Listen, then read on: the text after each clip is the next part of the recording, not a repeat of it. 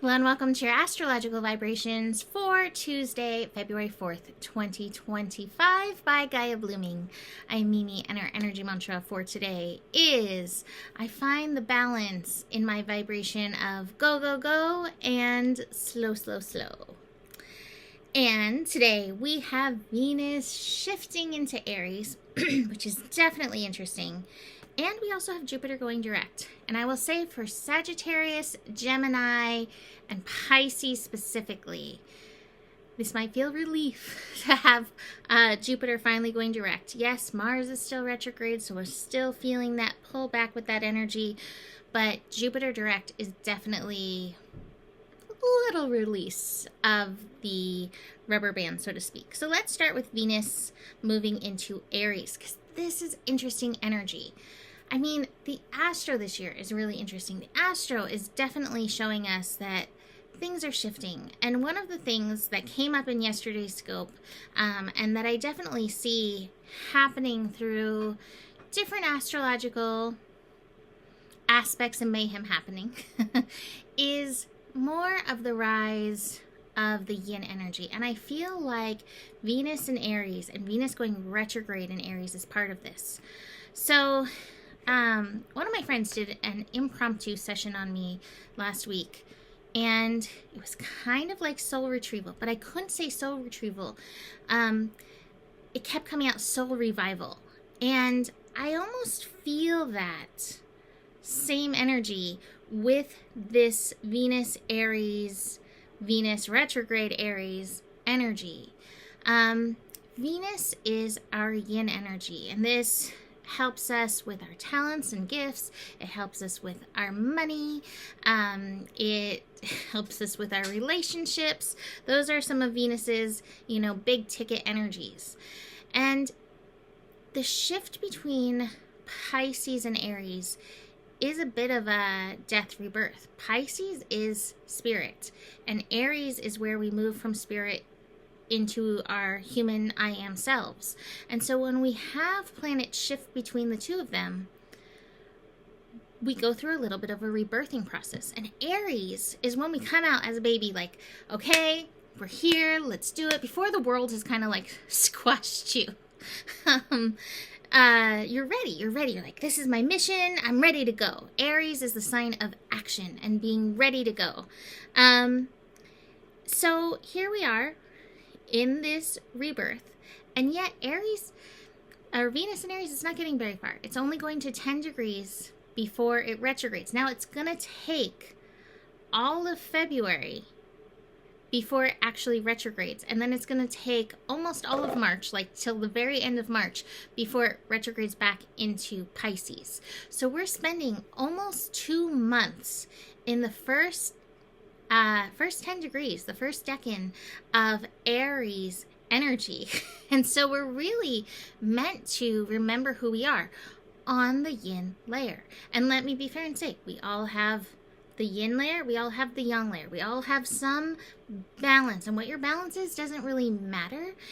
This is a good time to deepen into the yinniness of things. Now, let me be fair and say everything's balanced today. That with Mars retrograde, we've also kind of been deepening into that process. Mars has actually been experiencing yinnishness. We make words on this channel. The yinnishness being retrograde in Cancer. Everything has slowed down. People have found that frustrating. I have another friend who always says, like, many of us don't actually like a lot of the yin energies because it requires us to slow down. It requires us to feel uncomfortable things. And so we've been feeling uncomfortable. Hello, welcome to the rise of the yin. Feeling the discomfort, feeling the chaos, and recognizing the importance of stillness even amidst the chaos, right? This is all part of it. So my feeling is this Venus experience, which is going to last through into like May, really, because I have my handy dandy notebook. I have my cheat sheet right here, because Venus isn't going direct until April 12th, and it's not going to be back in Aries till April 30th, and then in it, through the month of May. So we really have an extended time to experience this birth, death, rebirth cycle to remember who we are in spirit, and then bring what we remember from spirit into the physical. Bring it, patch it on to like knowing who we are on these spiritual levels, and then let the Aries drive help move us and groove us. So Venus in Aries is a little independent. Venus in Aries is a little bit aggressive. Venus in Aries is a go-getter. Again, this will be interesting to see how this feels with Mars currently retrograde. Mars is going to be retrograde until February 23rd. So, you may not feel that full drive. It may not be till Venus comes back around into Aries that we get to experience that drive, because we have about a week between Mars going direct and Venus going retrograde. So again, that week might show us a little bit of the drive. This is more of an internal process of remembering who we are. Again, the song What I Am by Edie Brickell is really a good song for Venus and Aries. And asking yourself, who am I? Who am I in the yin vibration? What yin vibrations do I connect to? How does this make me want to move? Because despite my mentioning of stillness, Aries is not so much about stillness. Aries is more about action. And so there will be some call to action in the yin within you over this time. So listening, heeding that call, and knowing how to, again, not like spin yourself out trying to overdo, will be helpful during this transit and all of these transits. Because again, like the astro is like cranking the heat up. So very, very interesting energies. Now, I decided to use Cat Chaos. And what are these? The Badass cards, I think? Badass Rebel cards? I forget the exact name. But what came out is the Devil. So watch for the temptation. Because sometimes Aries is like, YOLO. Even though most of us don't actually believe that's true. But like, YOLO, mine as well. Dig in, the devil, the temptation. But it also comes with the nice balance of like, but still have fun. Like, but watch for that, because that's not going to really serve you, ultimately. But again, Aries is very impulsive. So watch where you impulsively feel drawn to whatever that temptation energy may be. But again, I really appreciate this. Like, have fun. And this dollar sign, what it's heating to me, it's so funny. This is the Knight of Pentacles, but what it's heating to me is like, honor your values. Like, follow your values on this trek.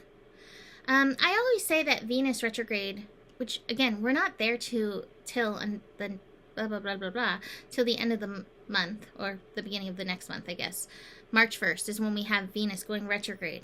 But it feels like we're deep in the shower. Deep in the shadow. I'm in the retrograde right now. We're deep in the shadow of it. And this is the first layer of lessons that we've already been moving through, because it does go back into Pisces. But this is where I really feel like it's hitting and it's showing up. So, where was I going with that? I feel like Jupiter going direct is playing Mercury retrograde direct with my brain right now. Which makes sense because it's in Gemini. But where was I going with that? Well, basically, pay attention to these retrograde lessons. Pay attention to any of these that might pop out of the blue. They might even just be in your consciousness. And again, it might just be like, bless, release, thank you for the lessons, and really paying attention and honoring the lessons. Relationships, but like who you are in relationship, because Aries is I am. Who you are, how you're showing up, is where the important lessons are going to be. It's not to say that you don't get a nice little mirror in there Jupiter in Gemini is like, let me show you the mirrors, right? But bring it back to you. What is this? How is this teaching you? And how is it trying to align you with who you are and what your mission is and how you're being called to show up? Watch for rash and reactive energies as well with anything in Aries. But watch for it, especially from maybe your wounded inner yin. One of the things that I said about this year ahead is we might find some yin-y rage arising. So you may feel that. And I think a lot of people are in the world right now. So Jupiter direct. Jupiter has been retrograde since, what is it, like October? Yeah, October 9th, Jupiter went retrograde. Here it is going direct. Jupiter direct in Gemini. Again, this is a little bit of a speed up because Gemini does like to bring a little zip, zip, zoom to everything. It's going to take Jupiter a little while to get started. It's hanging at 11 degrees, which means we are centered in the mastery of all the world's a stage. What is it teaching you? What is it showing you? Remembering the mirrors and remembering that in the world when we want to cast, this is the villain, this is the villain, this is the villain, this is the villain, and see what they're doing. But they're showing us what we need to still heal in the world and therefore in ourselves. And none of us here are angels and perfect and got it all figured out. So keep that in mind while you're pointing the fingers, which is easy to do at times. I give you that for sure. But watch for that because, again, we need to learn deeper about ourselves and our hidden shadows and those hidden energies that we may not want to admit to, but are there. Besides that, the energy is pretty quiet because it's okay, got to adjust to Venus and Aries, which, let me be fair and say, it's also going to be at 0 degrees today. And 0 anything is wonk. It kind of takes the grace out of everything. So just be prepared to hold space and bring a little extra grace to yourself.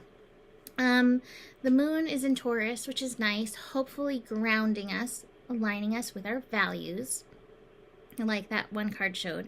And the moon in Taurus is bringing a little square to Mercury. Now, it's always interesting when we have the Taurus Aquarius squares because Aquarius is looking into the future and yeah, I love it. And sometimes the Taurus energy is why aren't we there yet? So that can feel a little challenging.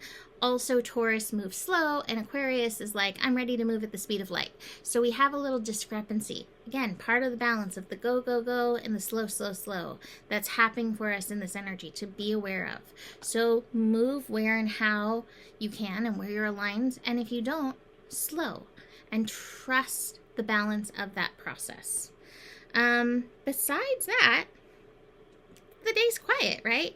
So let's look at these cards, talking about the slow, slow, slow. We've got the slowing down. Now we still have Neptune, North Node hanging out together in Pisces.